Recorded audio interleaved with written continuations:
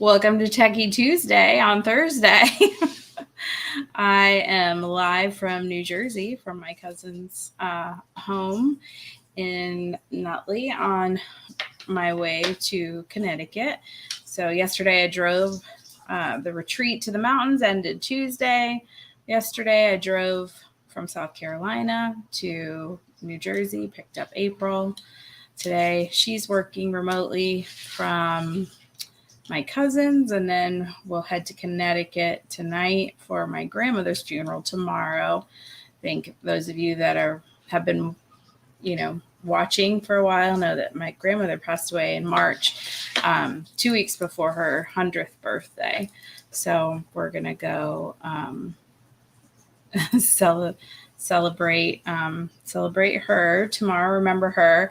Yes, Stacy, it's different background because I'm not at home, taking my show on the road here, as I do quite often. So thanks for being here on a Thursday for Techie Tuesday, and for being flexible.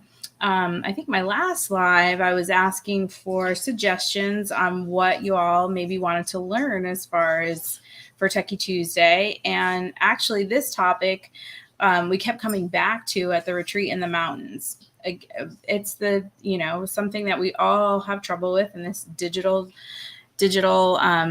day, digital age, is managing those digital photos.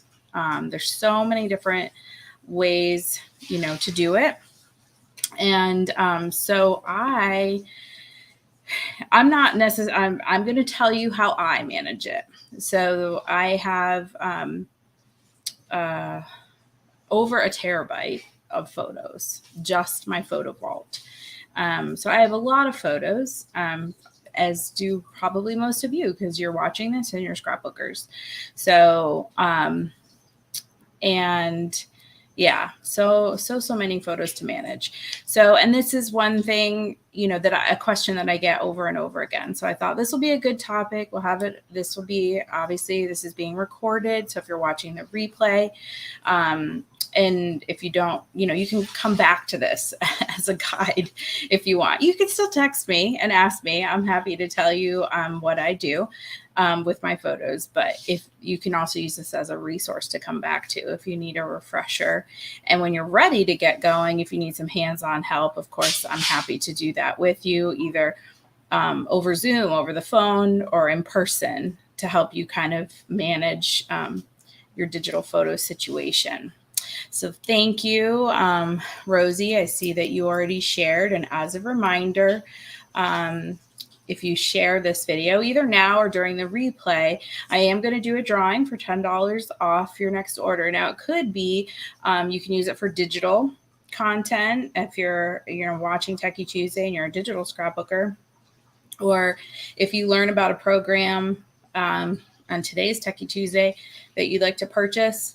Of course, you can, I could do a $10 gift certificate toward Forever, toward Creative Memories products, towards Heritage Makers Printing, whatever your fancy is. And then I will be doing another drawing tonight at 10 p.m. So there's, it's the middle of the day on a Thursday. There might not be many people that catch it the first time around. But so if you're watching the replay at any time today, Thursday, July 21st, I'll be doing another drawing today at 10.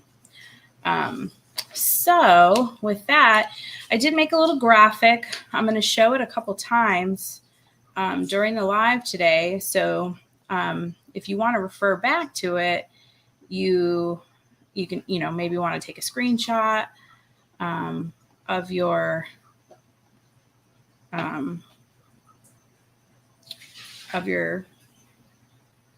great.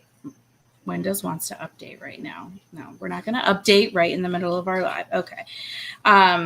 You can take a screenshot of it. I'm going to share it for you right now.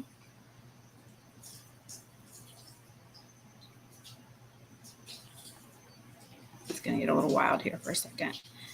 Of course. All right. So this is the flow of information. These are there's nothing to show here, really. Okay. I don't know what just happened there. The joys of digital. Okay, so this is the flow of information for me. I should have my Nikon on here too, but I'll explain that. I should have had one for digital photos from my iPhone, I realized, and one from my SLR, because a lot of you have a Canon or a Nikon. So we're going in ABC order here. So I'm going to explain each segment, but it starts with my iPhone, which most of you have some sort of, you're using your cell phone as your primary camera at this point, at this stage of the game. I would say that's probably safe to say. Most of you aren't walking around with a little point and shoot. Maybe you still have one, but you don't use it. And then if you're like me, maybe you have a bigger camera for special occasions or for sports, that kind of thing, or for flowers or nature or whatever your jam is. So that's down here in the bottom left. Then my things go to the cloud. I'll talk more about that in a second. But of course, there's the Apple Cloud. There's OneDrive, which is Microsoft. There's Dropbox, which is in either. And then there's, Apple Cloud, like I said. So there's a lot of different cloud storage. There's Google Drive. There's Amazon Photos.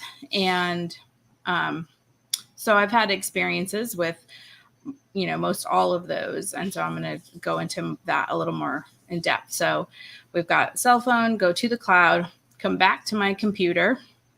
And from there, I put them into a program called Historian. And then from there, they back up to an external drive. And they also, this is a little icon I found for fog. I think you guys I've referred to that before. At our house, we have a cloud in our house. But since I call it the low-lying cloud because it's just in our house, so I call it the fog. So as not to confuse people, it's not going up like to the cloud. It's going to a cloud that we control, and I refer to it as the fog. And so I'm just going to kind of go into all of those a little more in depth. And now, because I'm sharing my screen, I cannot see what you're seeing at the moment. So let me see. Hopefully you're seeing. Okay. You guys ever referred? Oh, now you're hearing me. So let me see. All right. Shut up that. Now I can see your questions. All right. So if you have any questions as we go along, just let me know. All right. So as I said, I start with my things on my phone. I personally use Dropbox. So that would be my B. Some of you are using Apple Cloud. Now, back in the day, that was a nightmare to get your stuff out of. It was almost like Apple kidnapped it.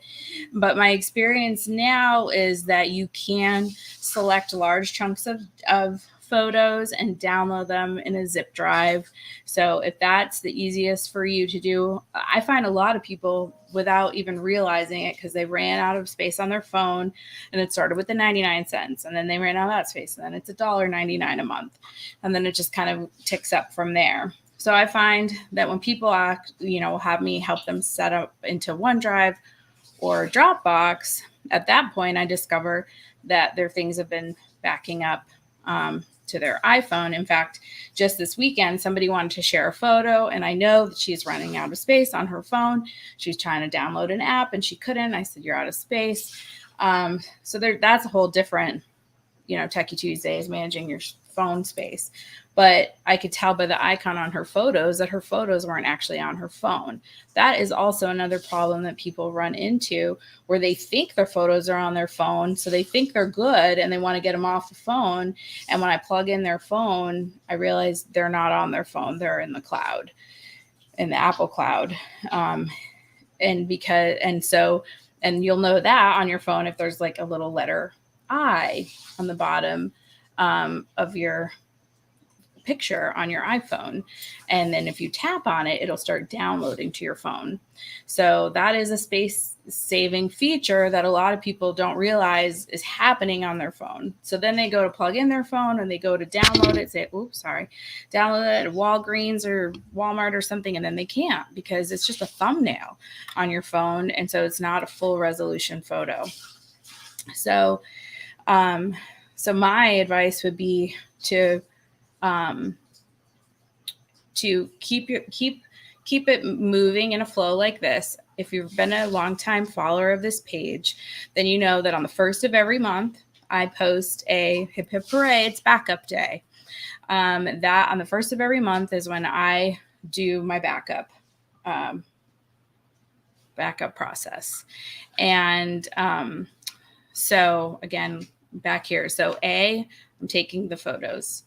B, I choose to upload them to Dropbox. So I have a Dropbox account that I pay annually for. It's about $10 a month. And for me to know that all my photos as I'm taking them are going up to Dropbox is really good. The other thing I've seen as someone that's helped many of you with your photos for many, many years is, and you have an iPhone or you have friends that have iPhones, because some of you with Android phones, actually, I'm not sure if your phone actually converts it, but OneDrive doesn't, is the HEIC extension. So Apple, to save space, is this new compressed format of photo, and it's called HEIC. It's a setting on your phone that you can turn off. The reason why it's on there is it's a compressed photo, so it'll take up less space. The problem is that if you're trying to upload them to an online printer, most of them will not take an HEIC. So even, if you're on a Mac and you're in your iPhoto, you can organize it. It looks like a regular photo. It acts like a photo. But if you try to send it to a friend and they want to print it, now they're running into trouble because it's HEIC. Now, some people may say printing photos. What is that even?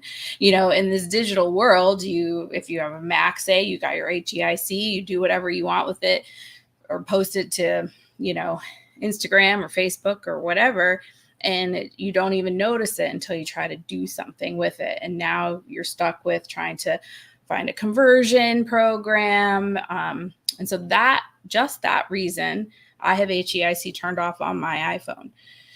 But for that reason, I like Dropbox, because I don't even have to think about HEIC, because when my photos, whether somebody texts it to me, airdrops it to me, whatever, if it's an HEIC photo and it uploads to Dropbox automatically converts it to a JPG. And then when it comes down to my computer, I can do with it anything I want. And I don't have to worry about it being in a format that doesn't play nice with other things. So that is why, and I don't get paid by Dropbox or anything. I'm just telling you what I have found to be successful for my photo management. So, and I have clients that for one reason or another need to use OneDrive. And OneDrive is great, operates very similarly to Dropbox. And if you're buying a new PC, chances are you get OneDrive for free, a pretty sizable account, for a year. The problem is if you start using it, and the default of a new computer that is preloaded with a OneDrive is that everything is getting backed up to the cloud. So your documents, your everything. And that can be a good thing, especially if you're a person that finds that you just have bad luck with computers, that they, break, or, you drop them, or they have, unfortunate accidents quite frequently. So that can be good. And this weekend, I helped someone set up with Dropbox, and she is one of those people that has had to suffer through loss of data, loss of photos. So we are backing up her whole, computer to that. And it's important to have some sort of understanding at that point, what size computer you have, what size piece of the cloud you're purchasing, so that you know that those things will fit. So again, just for your information and just to tell you what I have going on, I have a 2 terabyte solid state drive on my computer, and I have a 4 terabyte external, that's F down here on the bottom. And then I have 2 terabytes in the cloud. Now, I shared right at the start of this video that I have over a terabyte of photos, just photos. So I need that kind of size to keep them stored in Dropbox and also on my external. Because you can see from this picture, after they get to C, which is my computer, where the sausage is made, where I'm editing photos, printing photos, making digital books, printing photos for paper books, all that good stuff. Then I have a backup of them to the Fog, my home cloud, and also to an external. So at the end of the day, my pictures are really in 4 places. And so hopefully I won't have to experience the pain of photo or data loss. And really, this process I just do for my photos and videos because I have so many old hard drives with old Word documents that if I lose a Word document, that's not going to make me cry. Losing photos is what is so painful for me and so many people that I've helped over the years. So at the end of the day, my pictures are in my uploads on Dropbox. They're on the hard drive of the computer sitting in front of me right now. There is a shadow copy on my external drive, and there is one in the cloud. Now, the cloud is basically an external drive that's connected to your Wi-Fi at home. And I have my historian dialed in so that when I'm at home, not right now, but when I get home and open up Historian, which is the project my photos are in, when I close it, it'll make sure that the shadow copy that is in my Fog at home, my external drive that's connected to the Wi-Fi at home, when my computer is on the Wi-Fi, sorry, bumping my microphone because I'm a hand talker, then all of my pictures are exactly the same on my computer and in the cloud. So if something happens to my computer, then I just resurrect my photos from the shadow copy in the cloud. I know there's not that many of you on, but does anyone have a question about anything I've said so far before I continue? Okay, so I'm going to open up Historian right now. So Historian is a program. I've talked about Historian in the past, but Historian is a program that you can purchase through forever.com. Now it is a PC only program. So again, I'm just telling you what I do with my photos.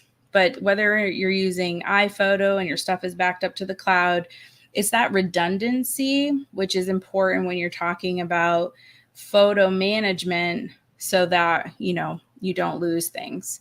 And it is important to educate yourself on things like HEIC and JPEG and PNG and how those things react in different programs for whatever you're doing for scrapbooking. So, some people like to print their photos, do their scrapbooks, and then get rid of them off their computer. I can't even imagine that. I save them forever, but some people, that's how they manage it. So I like to keep it moving and be redundant. So if that's the 2 things you remember today, I would say keep your photos moving and set up redundancies. So this is, and I don't want to get too far into Historian here, but this is Historian. I do have a different vault. I used to have it all in one vault, but it got over to be over a terabyte, and forever on the phone with them, they said that was the largest vault they had ever seen. It was just too big to manage. So I've split up my photos. So now I have a new vault for 2020 to 2025. So I only have 2.5 years of photo, and down in the bottom right, which is probably too small for you to see, I have 27,000 photos in there.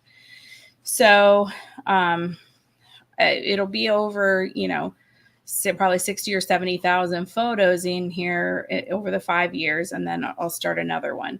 And it is very easy to switch back and forth. So this is 2020, and then I can come up and I can switch over to my vault that's 2015 to 2020. And if I need access to photos from a different time. And see, in this one, I have 84,000 photos from 5 years. And as our cameras get bigger, right, the file sizes get bigger because we have more megapixels in our photos. So then the storage you need for these photos just grows and grows and grows, right? That's why if you're backing up automatically to the Apple Cloud, why you're first paying 99 cents, and then you're paying $1.99, and then you're paying $2.99. It just goes, up and up and up. So when I'm going to just jump back to my other library here.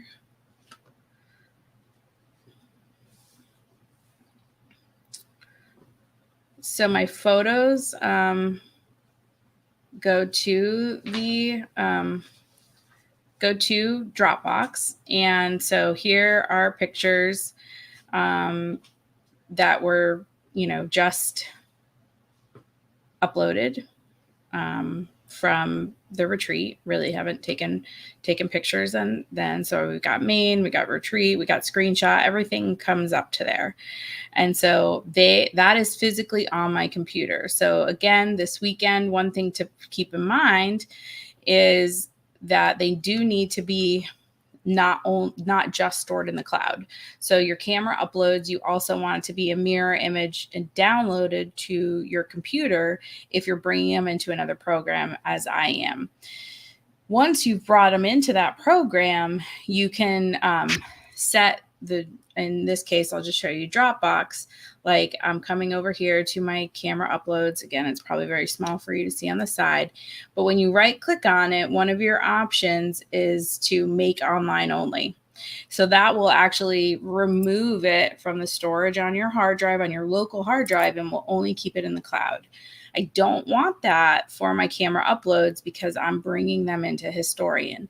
But after you bring in a year or 2 years, you can move them out into another file on Dropbox. And I'm referring to the file structure on the left side of my screen over here. You can make one that says, photo archive, and in there have it by year or months and make those folders online only.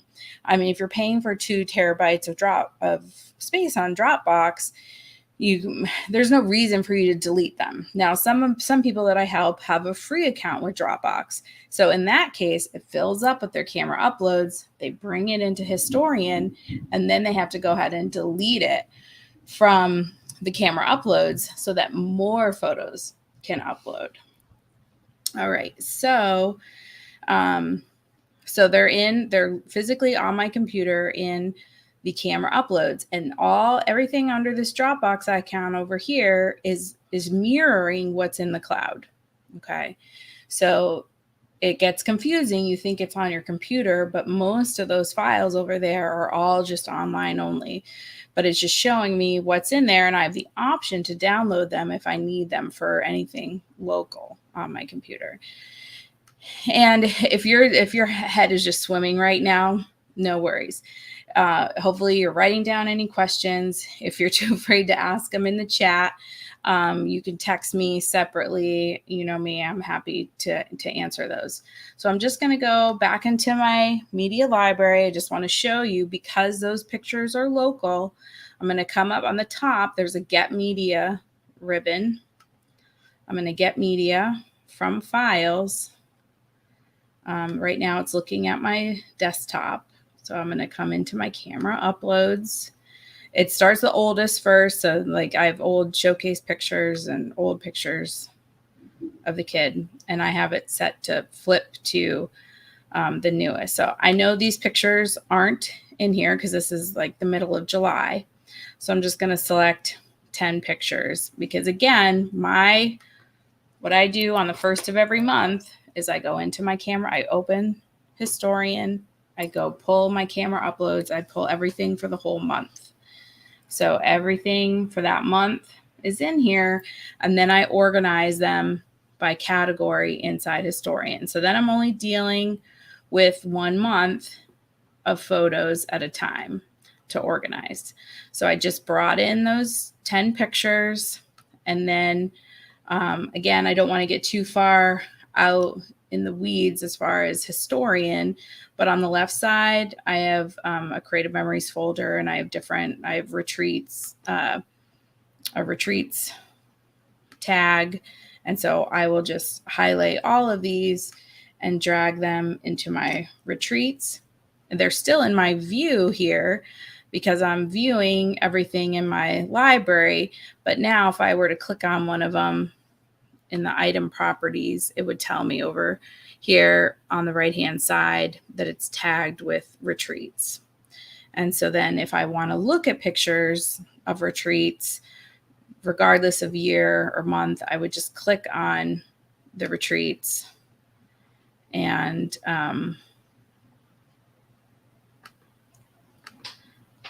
then I would see all of my retreats starting with 2020. That's why. So now we see Volano on the screen. And then we see Savannah was the first one in 2021. And then 2022, the first one was St. Simon's. So we see things like that. So if you're someone that needs some organization in their life and you have a PC, I'd be happy to talk to you about Historian. I am a Forever ambassador. So that is a product that I not only sell, but I've been using for since it came out, well over 15 years. And the shadow copy aspect of it, I think, is very important. This over here from C to E. Oh, there's no D. Hello. Where's D? I have A, B, C, E, F. I have no idea. Okay, who noticed that 20 minutes ago when I posted it and was sitting? Come on, Stacy, you're my spell checker. I can't believe you didn't say, where's D? D is secret. I have no idea where D is. I went from C to E to F. Okay, so the shadow copy is how I accomplish E and F without even, clicking an extra button. So I'm going to show that back over here on, if I come up to the Vault tab and I click on shadow copy, it's going to show me that there's this yellow exclamation point because it can't find the directory. And that's because I'm not home. And this Y drive is my fog at home. So when I get to home, it'll tell me that I have things that need to be backed up. And when I close the computer, it will automatically back those up. So that is one of the things that I love about Historian, and why even when Creative Memories stopped selling it, I continued to sell it. And that is one of the main reasons why I'm a Forever ambassador, is because of that program, because Historian, and because I love the capabilities of that program. Okay, so we talked about Dropbox. Really, the whole HEIC conversion is important as far as that goes. Now, if you have OneDrive and you have a PC, the PC used to come with a program called Movie Maker. You can still download Movie Maker. Finally, it took them a while to bring it back. So I've tried various other programs. I did upgrade to this. I'm sorry, I can't tell. I don't remember how much it was to upgrade to HD Movie Maker Pro. And but see right here, top line, second one over is HEIC Convert Photo. So if you need to convert HEICs and you don't have it set up, say on Dropbox, where it's going to automatically do it for you, then I would definitely suggest purchasing this HD. There are other HEIC conversions. So if that's all you need to do, you certainly don't need to get a program to make videos if you're not planning to make videos. I did do a Techie Tuesday on combining like iPhone videos to make QR codes to put in your album. And this is the program that I use to do that. So I will put all the little tiny videos from an event into this program, turn it into one video, export it, delete all the little ones, keep the one big one, upload it to YouTube, make a QR code, put it in my album. That's a whole other Techie Tuesday talk that I have done. So if that's something that interests you, you should definitely go back and watch that. So just having a tool in your in your toolbox where you can convert those HEIC photos that come your way is important. Okay, so back to my no D. So we talked about my iPhone. It uploads to Dropbox. I showed you how I bring it back into Historian. And then when I close Historian, it will back up to my external and my fog into the server at home. I'll pause here again, ask if anyone has a question on any of that. Don't be scared. Like I said, if it's not something you want to ask in this format today, then you can always message me or text me or ask in the comments. This is that, age old, there's no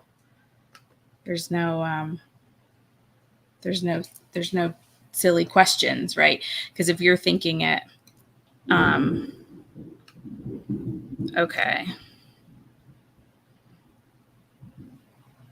Oh, see, now I have no idea why I can't see it on the phone that I've been literally holding in my hand to read comments. But now I see that you have been asking questions. Is this my first live? My cousin and daughter are sitting at this table laughing at me right now. Okay, so Susan, I have no idea why I'm a much better person than you, but I don't believe that's true. And I don't know what I was saying when you said that. So yes, Rosie did. Yes, thank you, Rosie, for catching the D, my teacher friend. And working at the same. Yes. Well, good. You're multitasking, Susan.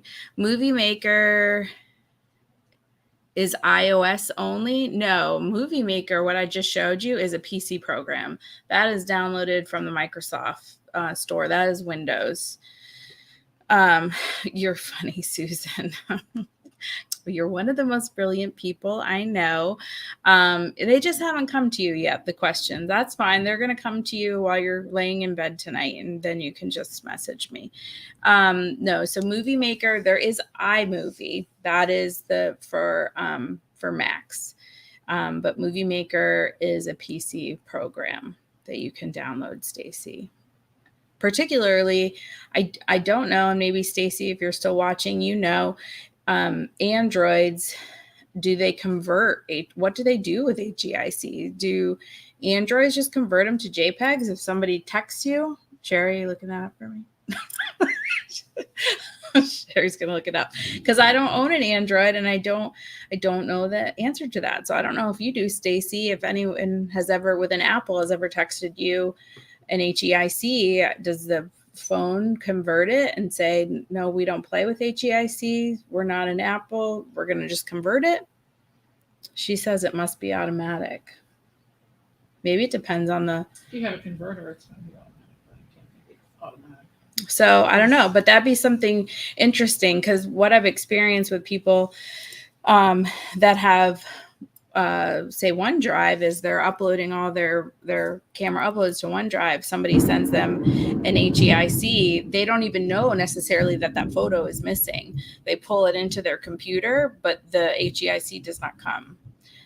into historian. And so we only really realized, because there was discrepancy in numbers, like we knew that there were, say, 1,000 pictures on OneDrive, but only 900 came into historian. And we were like, well, where are those 100 photos? And it was because they were HEIC. So, well, that's good to know, Stacy. We're going to have to send you an HEIC and see what happens. See if you, I think you can see it, but I'm wondering if you can view it. Options to see. Okay. So I guess, so my cousin just Googled it, or maybe she didn't Google it. She searched it. I don't know what she did to find it. She DuckDuckGo'd it and said that it's a save as option. So if somebody sends you an HEIC and maybe you go to save it to your camera roll, you can choose to save it as a JPEG. So just something, if anyone does know that definitively or has had an issue with that, just let me know. I'd be interested to know. So with that, I feel like your brains are maybe exploding because I don't know. I sort of did a brain dump on my process, but hopefully, okay, good. You're always down for an experiment, Stacey.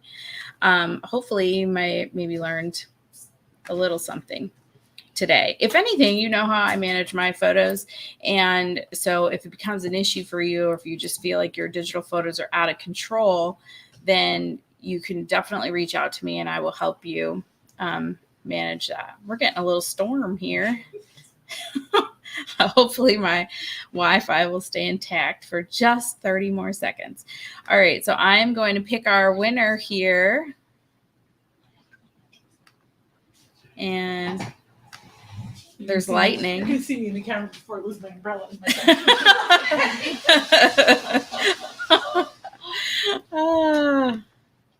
All right, so let's find out who our winner is. And congratulations to Linda. Congratulations, Linda. You are the winner today for the noontime Techie Tuesday on Thursday. And don't forget, if you're watching the replay, you can continue to share and watch and comment. We're going to hunker down here in New Jersey. And oh my gosh, my cousin looks like she just got out of the shower.